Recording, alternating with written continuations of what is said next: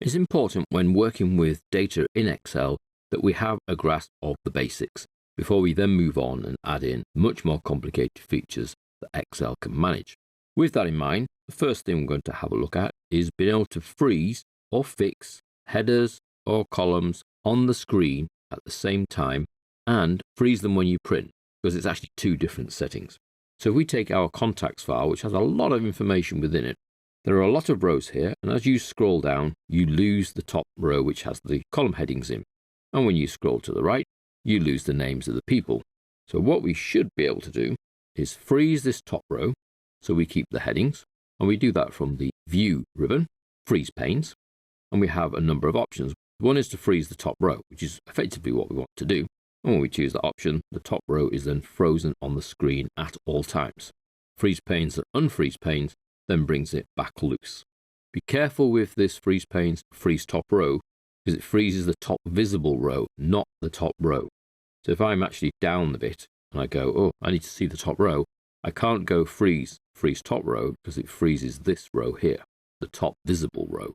So you have to make sure, on Freeze Panes, that you're actually at the top of the sheet when you ask to freeze the top row. Alternatively, we could freeze the first column, and that will freeze the customer ID. So we move to the right. Customer ID is on the screen at all times, so we know what this education and occupation information refers to. But notice it hasn't frozen the top row, because using the two quick options of freeze top row and freeze first column, it's either one or the other. If we need both frozen, or even more than two rows or two columns frozen, then we need to use this top option, which is available once we unfreeze the panes. You then see Freeze Panes. Now with Freeze Panes, it matters where your cursor is. So if I want to freeze the top row, and then let's go for first three columns, because the title is pretty much empty, then I need to make sure my cursor is here, in D2.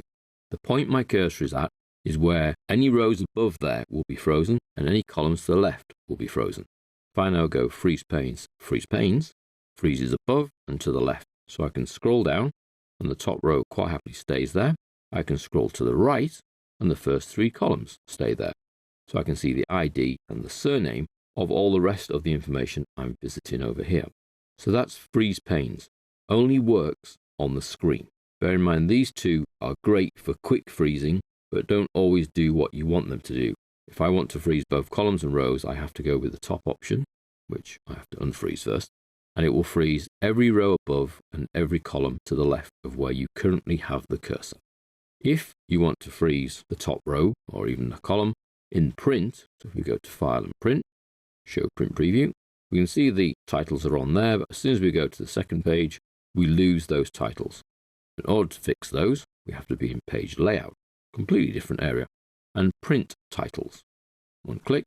Here's my option to repeat any rows that I want to be repeated on every page, or any columns that I want to be repeated on every page. So if I want the top row, I click into here, I then click the top row, and you can see it puts $1, $1, so it's effectively fixing the top row. Straight to Print Preview from here to see if that works. Page 1 will always work, but what about the subsequent pages? Page 2, page 3, page 4, all have the column headings on them. So that's Page Layout, Page Setup, Print Titles, rows to repeat at top. And should you want any columns to be repeating on the left-hand side of every page, then I can go Columns to repeat at left and highlight the column or columns that I would like to be repeated. So every page will have the headings across the top, and every page will have the customer ID, the title and the first name on the left. That will obviously create a lot more paper, 26,445 pieces for our data, but you get the idea. I'll have to scroll quite a way through. There you can see customer ID, title and first name are on every page, and here we are on the page that only has room for the age column. That's actually the last column in the data. Back a little bit further, you can see the first three columns and then numbers of cars owned and day birth. Choosing to have three columns repeated on every page doesn't leave much more space in our portrait layout for additional columns. You're in charge, you have it how you like. That's Print Titles for controlling what gets repeated in the print version. If you don't want any columns, you just delete the options that are in there. Okay, but View and Freeze Panes for controlling what gets frozen on the screen, hence the name really. So those are two different options, effectively doing the same thing, but one for the screen and one for the print version.